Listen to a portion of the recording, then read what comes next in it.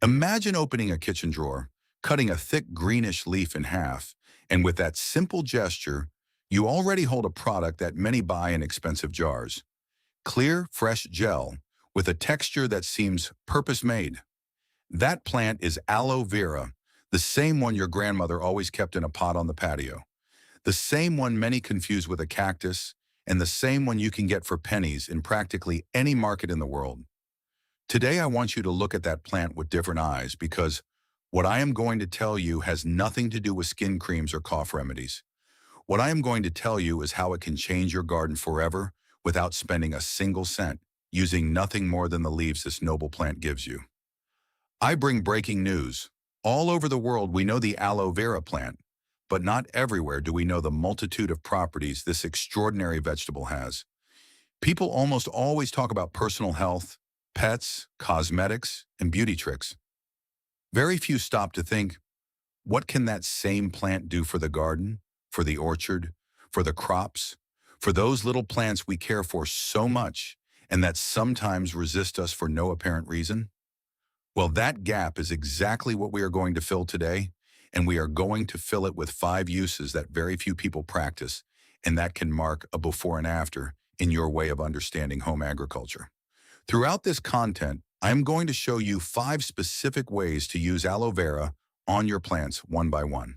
And I want to make it clear from the beginning that I am not going to stick to theory. You are going to see each of these uses step by step in detail, with the exact amounts and exact times, so that when you finish, you can go out to the patio and put it into practice this very afternoon. Did you know that aloe vera can make your cuttings root twice as fast and protect your plants against fungi without spending a single cent? That phrase is not a slogan. It is the result you will get when you learn to apply this plant properly. But beware, the real power is not just in how fast the roots grow, but in something much deeper that I will explain in the next few minutes. I ask you for something before we continue. Stay until the end. I know that on the internet it is very easy to jump from one place to another, that algorithms tempt you with 1,000 things, that your finger automatically goes to the scroll bar. But today I ask you to hold on because each of the 5 uses builds on the previous one, and there is one in particular, the last one, that really connects everything. If you miss it, you miss the best part. Plus, there is a small gift hidden between the second and third use, an extra tip that wasn't in the original plan, and that will save you trouble with your cutting tools. That alone is worth the whole video. Many people know 1 or 2 aloe vera tricks, the typical ones, the most repeated ones, the ones that appear on all the lists. Here we are going to go much further. We are going to use it to disinfect and seal cuts on cuttings. We are going to prepare concentrated baths so that the most difficult stems grow roots. We are going to rescue seeds that no longer want to germinate. We are going to relieve stress from little plants after transplanting. And finally, we are going to use every last drop of that aloe water we prepare throughout the process. Literally nothing will be wasted. That is the philosophy of a true garden. Throw nothing away, squeeze the juice out of everything nature gives you. And precisely for that reason, aloe vera is our ally, because it is generous, because many applications come from a single leaf, and because we almost always have a plant at home without knowing the gold we have in front of us. Today, I reveal 5 extraordinary uses of aloe vera that will transform your garden forever. And I am going to show you in great detail, step by step, each of these practices. So get ready because what comes next may seem simple, and it is. But when you see the results in your own plants, you will understand why I say this plant is one of the most undervalued jewels of the home garden. Let's get straight to the point because we have a lot to show and the clock is ticking. Top 1. Immediate disinfection and sealing of cuttings for propagation. The first use we are going to give our aloe vera in the garden is not a decorative gardening trick. It is a serious propagation tool. It will be the use of immediate disinfection and sealing of cuttings for propagation. It sounds technical, I know, but as soon as you see what happens in your hands, you will understand it as if you had done it your whole life. And I'll tell you something up front. This first method alone is already worth more than most chemical products sold in agricultural stores. Imagine the scene. You just cut a cutting, that healthy little branch you carefully selected to multiply your favorite plant. The cut is open, fresh, exposed.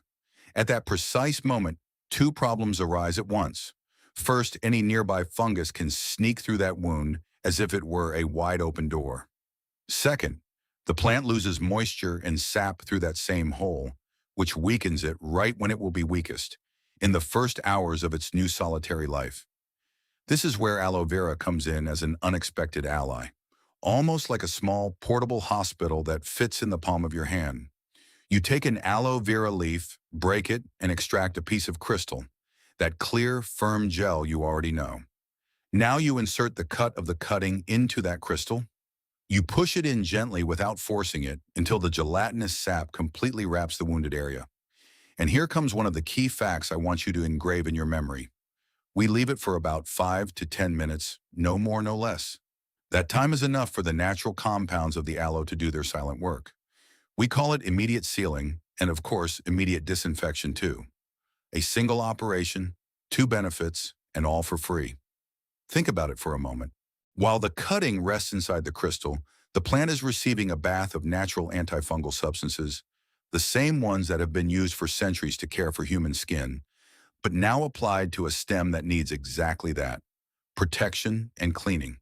When you take the cutting out, you will notice something curious. The cut is no longer dry or open.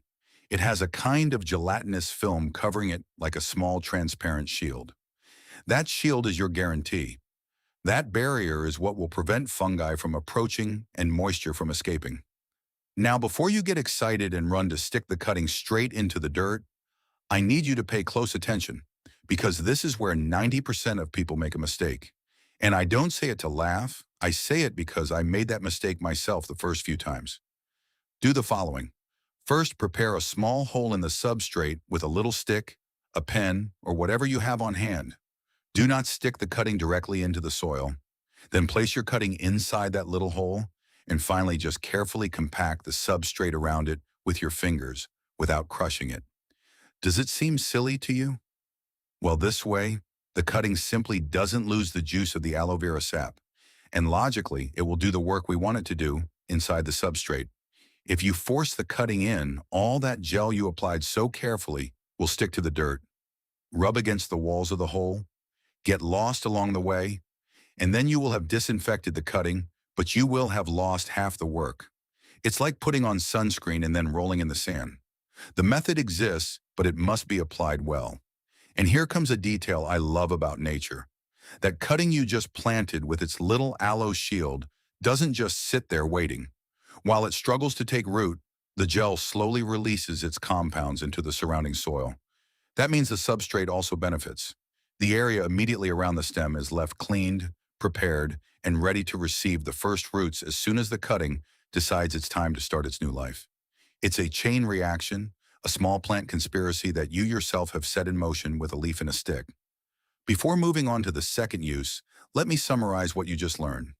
You select a cutting, make a clean cut, insert it into a piece of aloe vera, wait between 5 and 10 minutes, make a pre-hole in the substrate, plant and compact.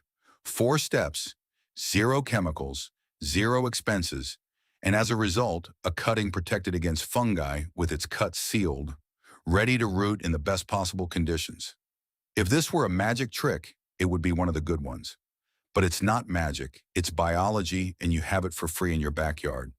I want you to notice something else, and that is that this first use is not only for garden plants, it works for rose bushes, indoor plants, fruit trees, for any cutting you can think of. The next time a friend asks you for a little piece of that plant they like so much, don't just give them the stem. Give them the trick too. You'll see how much they thank you when they see the results. Plants speak in their own way, and when they root quickly and healthily, they are saying it very clearly. Top 2, concentrated rooting bath. Well, now that you have this first move clear, let me take you to the second, because this is where things get really interesting and where we start talking about difficult cuttings, those woody, stubborn stems that want nothing to do with growing roots even if you sing to them. For them, we have the concentrated rooting bath, and I assure you that what comes next will not leave you indifferent. We are going to call the second use a concentrated rooting bath. And from the name, you can already get an idea of what we are going to do. But what you can't imagine is the difference it can make for those cuttings that were driving you crazy. If with the first method we sealed and protected fresh cuts, now we are going to go a step further. We are going to prepare a real cocktail to submerge the cutting for hours and unclog roots that seemed impossible. Let's set the scene. You cut a cutting, plant it, take care of it, speak nicely to it, and put it in its favorite corner.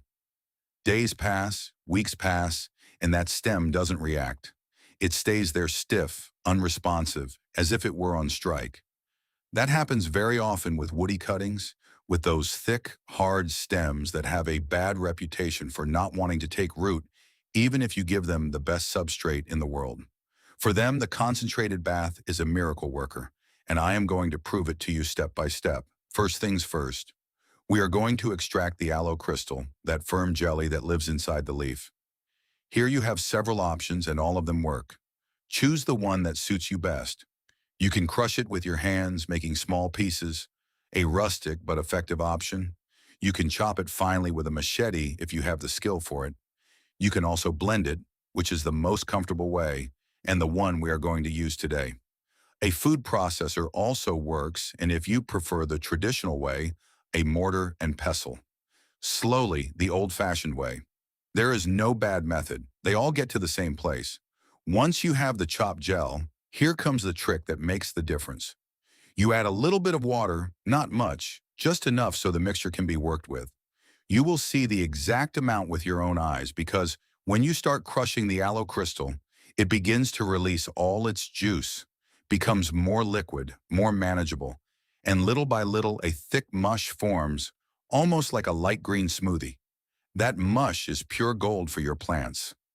Now, before continuing with the bath, let me slip in an extra tip that wasn't in the original plan. But after many years in the garden, it seems essential to me. To disinfect your tools, you can also use aloe vera. It is a powerful disinfectant, and the best part is that you already have it right next to where you are cutting. Before making the cut on your cutting, take a small piece of the leaf, break it in half, and run it over the blade of your scissors, the edge of your knife, or the blade of your machete. What for? So that the tool is clean and free of fungi at the exact moment it comes into contact with your plant. A cutting cut with a dirty tool starts off on the wrong foot, no matter how much aloe you put on it later. A cutting cut with a clean tool has half the battle won. Take note of this because this tip alone is worth more than many expensive products sold out there. Let's go back to the concentrated bath. You have your aloe mush prepared, rather thick, rather concentrated. Now we are going to place the cutting inside this mixture and simply let it rest for about 2 to 4 hours in this concentrate. 2 hours for the tenderest cuttings, 4 hours for the most difficult ones, the woody ones, the stubborn ones, the ones that never want to do anything. The cuttings should be well soaked, well covered, as if floating in that preparation.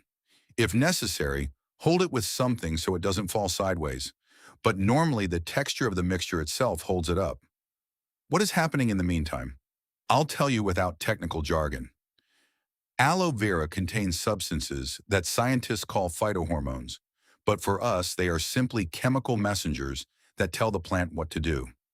When the cutting is left swimming in that concentrate for hours, those substances slowly penetrate through the cut area, slip through the tissues, and start organizing a party inside the plant. They are telling every cell that it is time to divide, to multiply, to start building something new. The phytohormones present and concentrated in this compound will stimulate all cell division and start generating roots in absolute record time. And here comes the part I like the most. When the cutting is woody and difficult to root, I assure you it will give you a spectacular result. I'm not joking.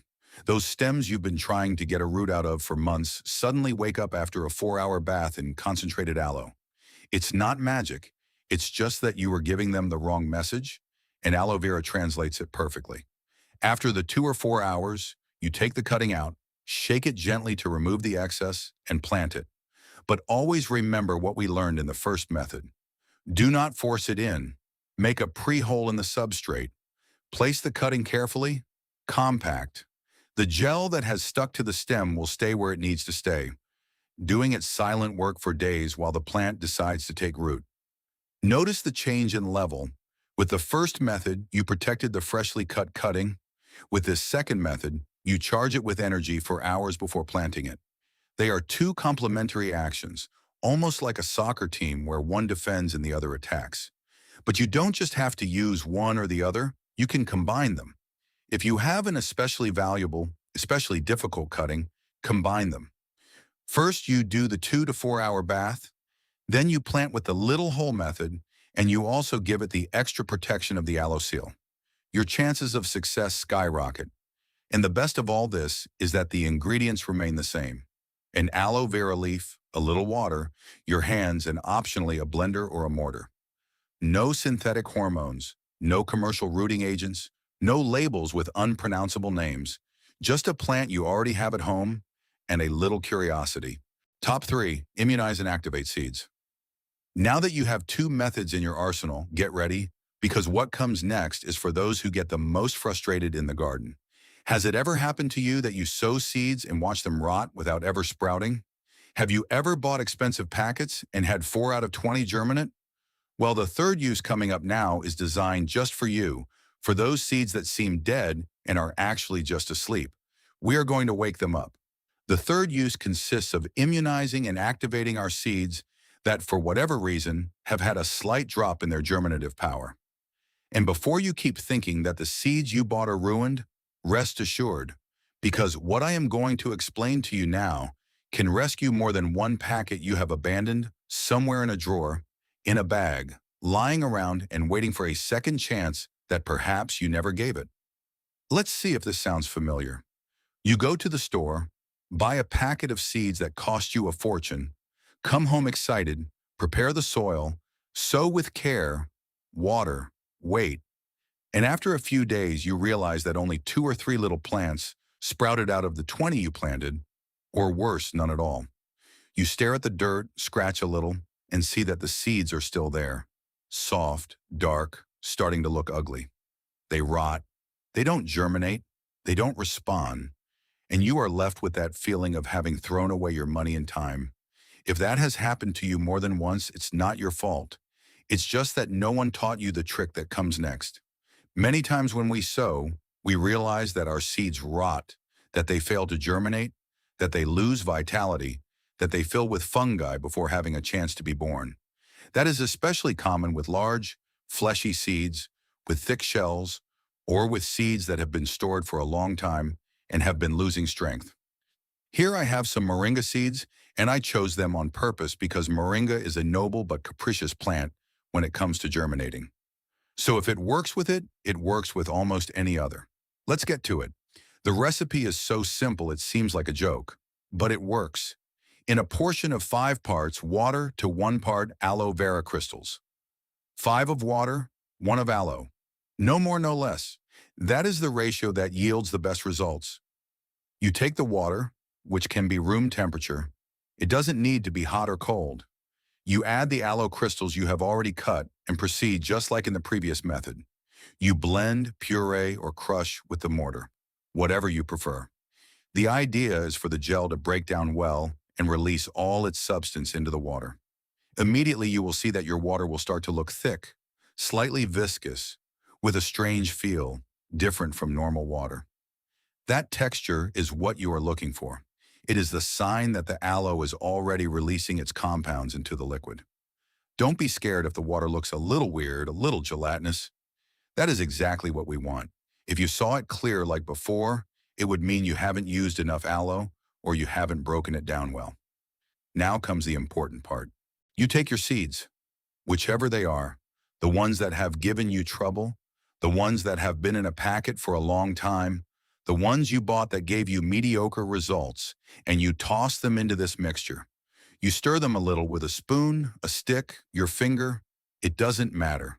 The important thing is that they all come into contact with the aloe water, and we let them rest for a period of about 12 to 24 hours. 12 hours for small seeds, 24 hours for large or hard-shelled seeds. As a reference, moringa seeds, which are medium-sized, benefit greatly from the full 24 hours. What is happening during those hours? Something similar to what we saw with the cuttings happens. But on a smaller scale, the seed is a living being on pause, waiting for the right conditions to wake up. The aloe water envelops it, hydrates it in a special way, because the viscosity of the aloe allows the water to adhere better to the shell, penetrate deeper, and reach the embryo sleeping inside. Meanwhile, the same substances that woke up the cutting cells are entering the seed, activating internal mechanisms, preparing the ground for germination, and in the process, the seed is enveloped in an antifungal environment, protected from the same fungi that would have previously rotted it in the soil. And why fungi? Because that is one of the great invisible enemies of sowing.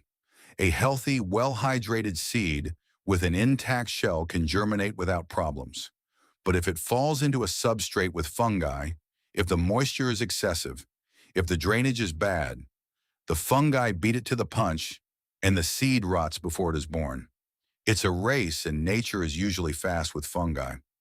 With this technique, you are giving the seed a protective layer, a shield, a kind of safety bubble that accompanies it until it has enough strength to push its way through the soil. After the 12 or 24 hours, you take the seeds out, rinse them quickly with clean water to remove the excess aloe, and they are ready to sow. Nothing more. You don't have to dry them in the sun. You don't have to do anything weird. You put them in your germinator, cover them with a thin layer of substrate, water them with care, and wait. The difference will surprise you. Seeds that previously didn't sprout, seeds that rotted, seeds that took weeks to appear. Now they do it in half the time, with more strength, with more vigor. There is something I really like about this method, and that is that it is very democratic. You don't need to be an expert. You don't need to buy anything. You don't need to know scientific names. You just need an aloe leaf, water, and a little patience. It's the kind of technique your grandmother would have used without thinking, because in her time there was nothing else. And yet, today it still works better than many modern products. One more thing before continuing. If you are interested in the topic of germination, I have another video where I talk about hydrogen peroxide in the garden, and it complements this trick very well. They are two different methods that you can use separately or combine depending on what you need. Today we are focusing on aloe, but save that fact for when you have some time. Top 4 post-transplant anti-stress shock. Well, we are already at 3 uses out of 5, and we still have 2 left, which are humbly the ones I like the most. The fourth is one of those life-changing tips when you have to transplant, especially if you grow in pots or germination trays. Let's go now with the fourth and penultimate use, and I warn you that what comes next is to save you trouble with your newly transplanted little plants. We are going to call it post-transplant anti-stress shock. And I swear that when you try it the first time, you will wonder how on earth you managed to transplant your whole life without this. It is one of those tricks so simple it seems unreal that it works, but it works, and it also always works on any plant, in any substrate, in any season of the year. If you plant in pots, if you plant in the garden, if you plant trees, this method will work for you. Let's see. Let's think together for a moment. You have a little plant in a tray, in a little cup, in a small pot, and the time has come to move it to its final place. You take it out carefully, yes, but no matter how careful you are, roots break. It's inevitable. It's pure physics.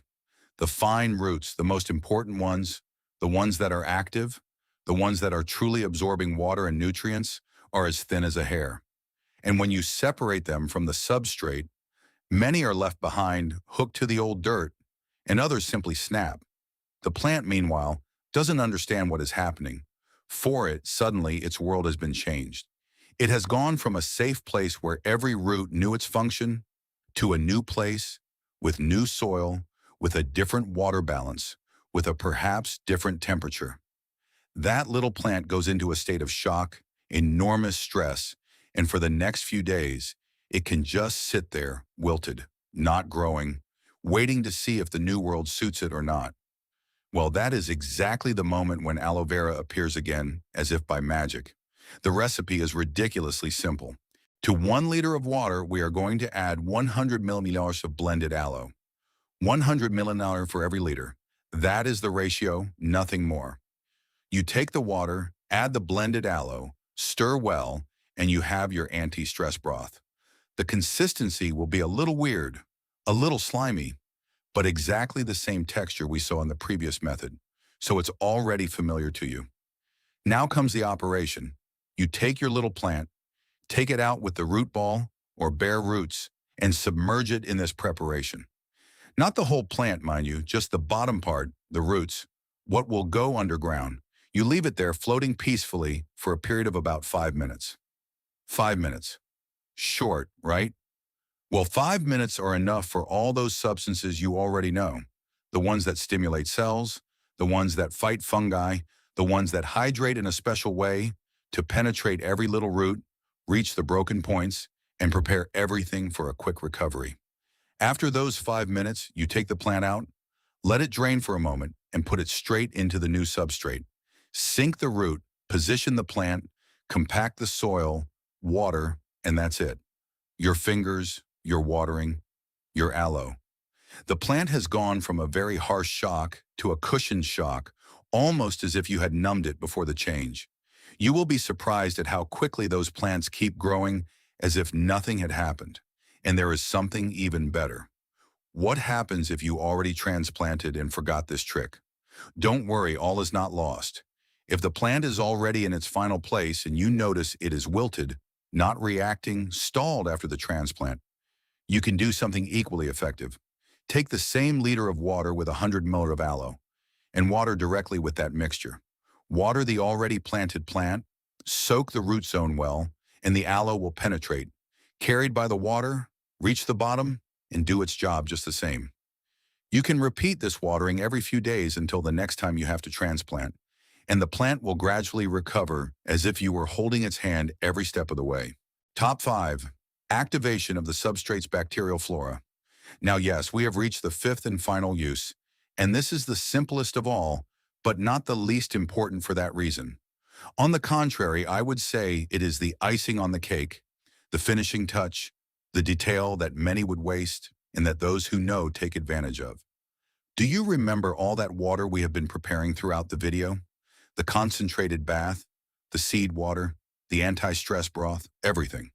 Well, we simply gather it all in a single container, mix it well, and we are going to apply that water to our pots, our plants, our gardens, our tomato plants, to any crop we have on hand.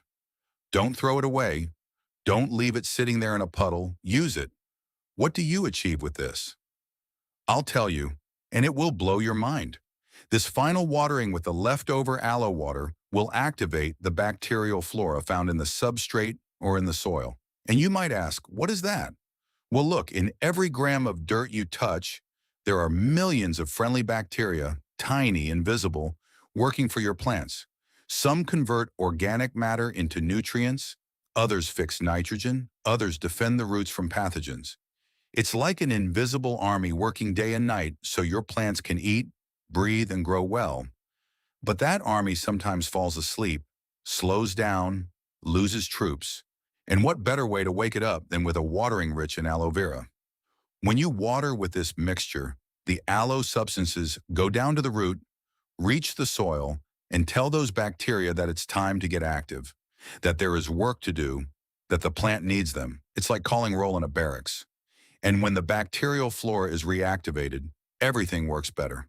The roots absorb more, nutrients are processed faster, the plant becomes more efficient, more powerful, more resistant.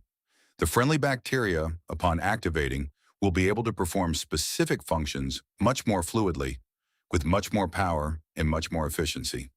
The plant works better, grows faster, yields more fruit, withstands pests better, withstands heat better, withstands cold better. It is a chain of favors that starts with a watering and ends in a more abundant harvest. And this is where I want to ask you a question directly, looking you in the eyes, even if it's through the screen. The aloe vera plant is definitely a whole laboratory. Whichever way you look at it, it has something to give you.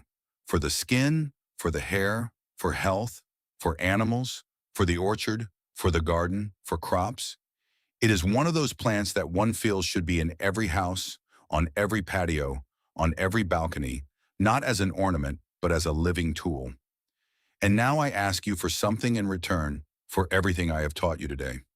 Let me know in the comment box which of these 5 uses you are going to put into practice first.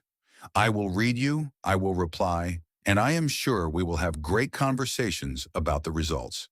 If this information has been useful to you, if you have learned something new, give me a like, as that helps a lot so more people can discover it. Subscribe to the channel and turn on the bell, because here we talk about organic use in the orchard, in the garden, in crops, in homes, and videos are coming that you will love. If this story has changed the way you see the plants in your garden, please subscribe and like the channel. We are unearthing the natural history that many tried to hide. Sow the future with us. The next treasure of nature will open very soon.